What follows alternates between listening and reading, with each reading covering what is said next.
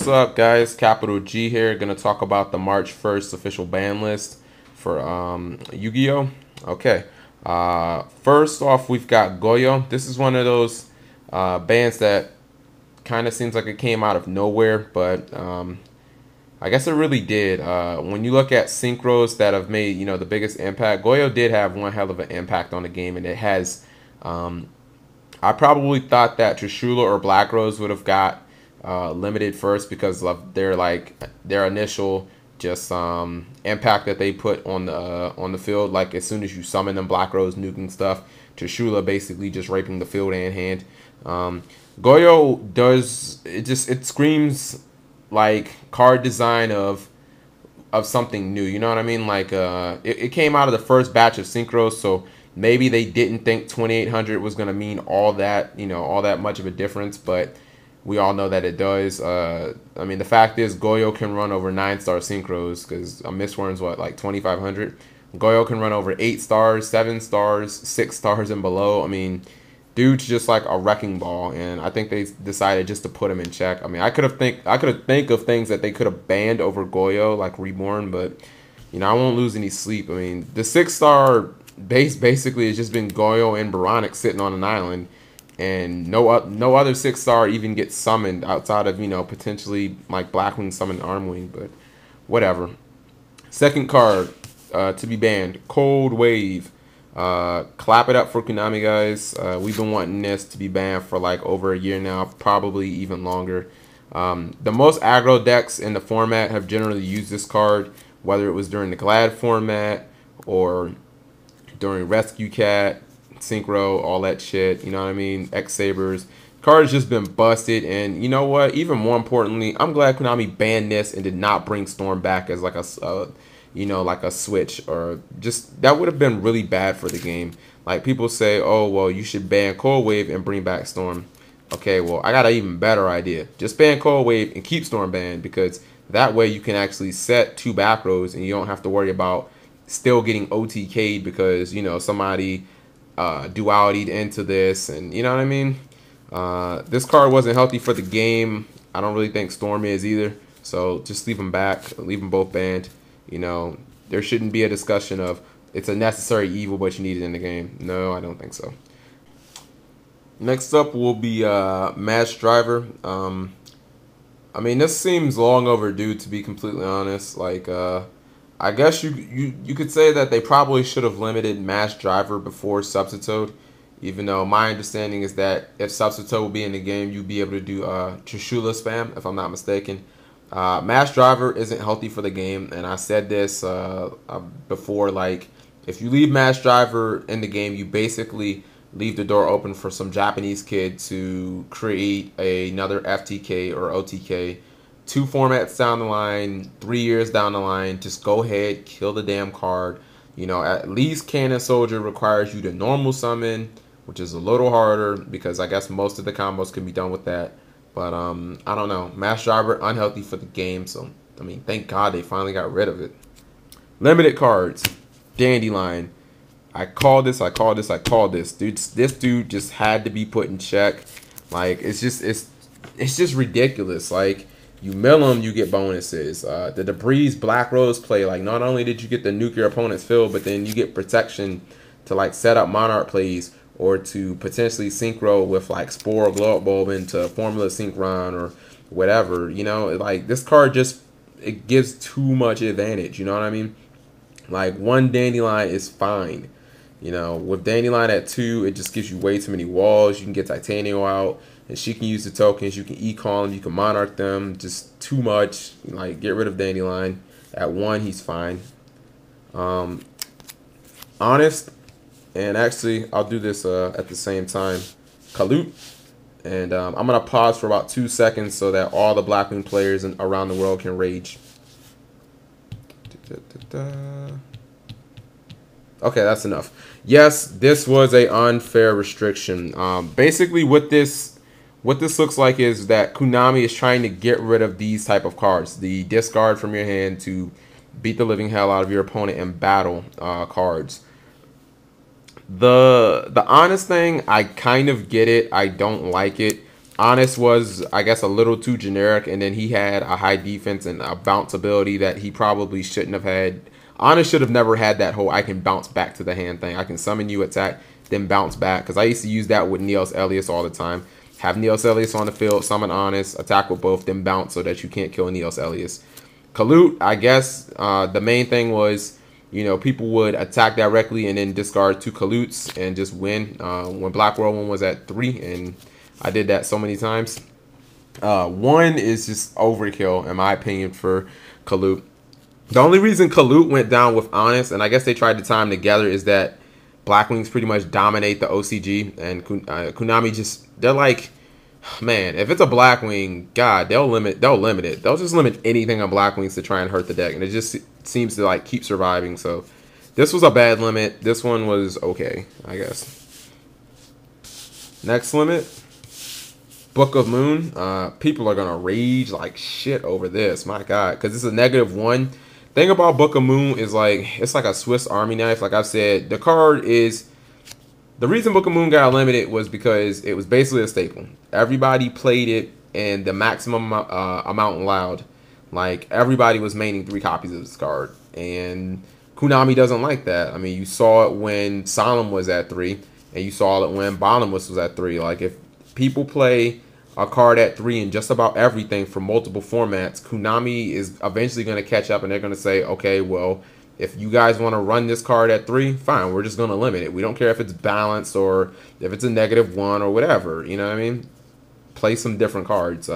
This one is going to shake up the meta a lot. Like, I don't know, I think you're going to see D-Prison played in a lot more decks, like X-Sabers and decks that generally wouldn't play it, and maybe even like E-Call used in Gladiator Beast and stuff like that. So we'll see. This will be a huge impact.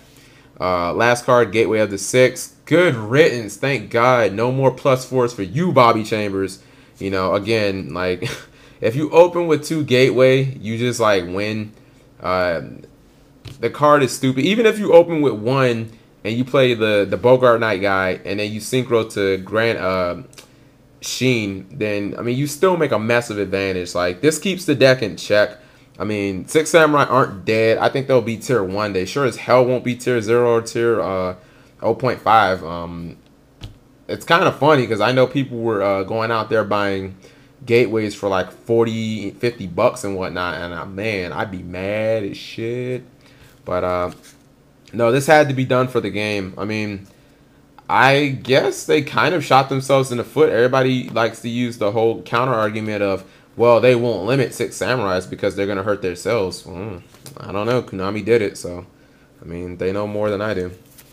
Semi-limits. Card Trooper to 2. I guess I'm okay with this one.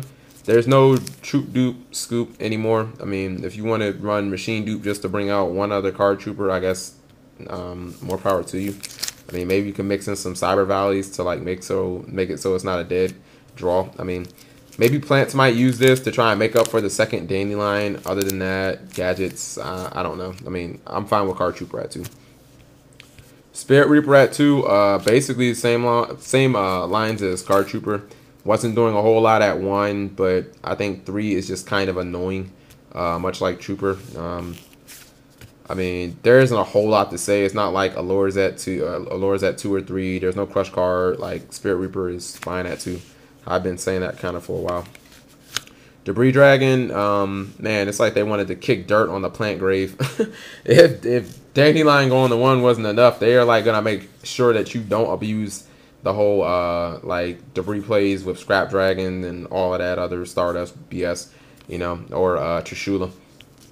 This was a good semi-limit, you know, just in case you can foolish that Dandylion early. They want to make sure that you can't spam Debris big-ass Dragon Synchros like the ones that I just mentioned. So definitely a good limit. And I mean, this guy just makes a little too much advantage with Dandylion, his partner in crime. And I mean, even with Dandylion limited, you still have other good cards like Snowman Eater to get Gungar and all types of stuff like that.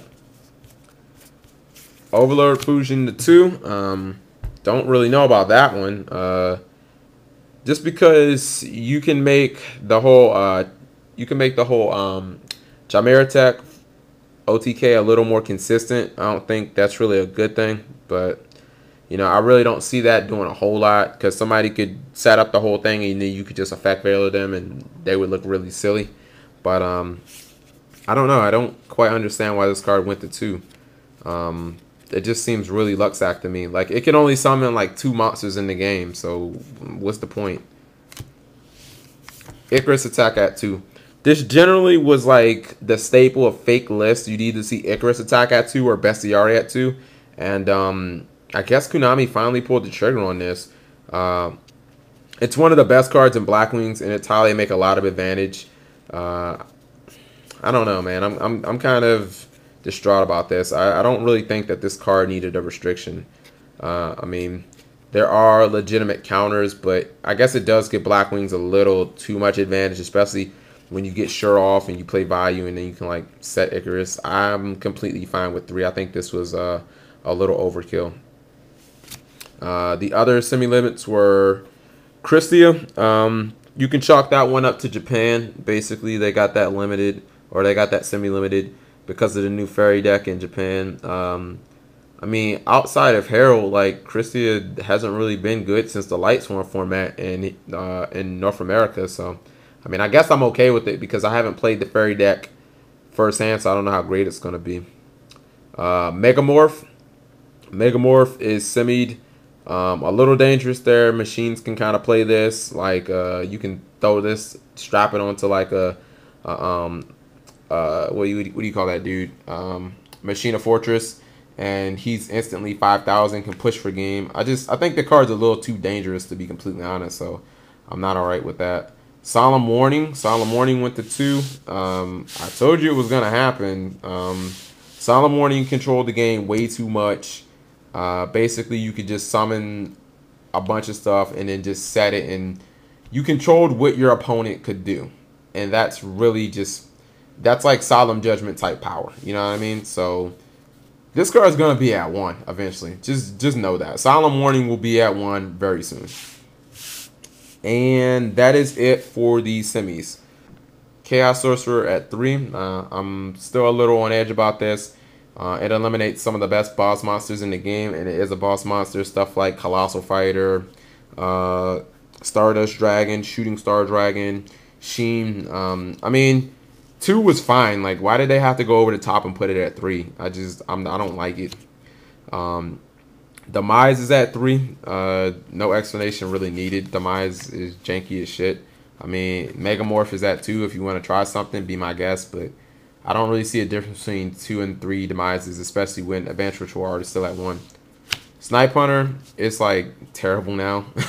Like, why is this card even limited or semi-limited, whatever the hell it was? Like, this card is junk, so it should be at 3.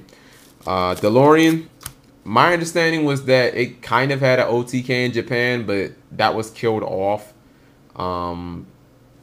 No, the OTK or something like that. It was like less consistent than Frog FTK, but it required the same exact cards, so people just use Frog FTK. It's kind of like how Fish is a better version of Formula Monarchs.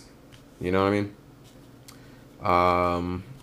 Skill Drain. I think I said this in my last video that this card was gonna go to 3, and it did. So there was no reason for it to ever go to 2, other than just Konami being Konami and just semi-limiting dumb shit. Ultimate Offering is now at 3. I'm a little uncertain about this one. It seems like gadgets can make a whole lot of advantage with this card, and I mean, I guess 2 and 3 there isn't a big difference. So I mean, there's not a whole lot you can do there, but I don't know. It seems like a risky. It seems like MegaMorph, just maybe an unnecessary risk. Like MegaMorph and Ultimate Offering and Overlord Fusion, like they seem just like a little unnecessary. You understand what I'm saying? And then Goat Sarco, like, well, what can you say? Like, duality is better, so why is Sarco even like semi-limited? To be honest, like nobody outside of Fish OTK, which actually looking at this list is still a damn amazing deck. I don't know. I can't really think of anything that even plays to Sarco. It's a very slow card, and it's very balanced, to be honest. So this list is kind of crazy. I know this video was long, but they did a lot of edits to the list. So you know, I wanted to discuss every card in detail. I'm probably gonna make another video tomorrow about the top decks because I'm off, and how the format may shape up and some predictions and whatnot. I hope you guys like this video. Soak it in. Cry over your Blackwings. Try and trade them Goyos pretty quickly. I don't know. Peace, guys.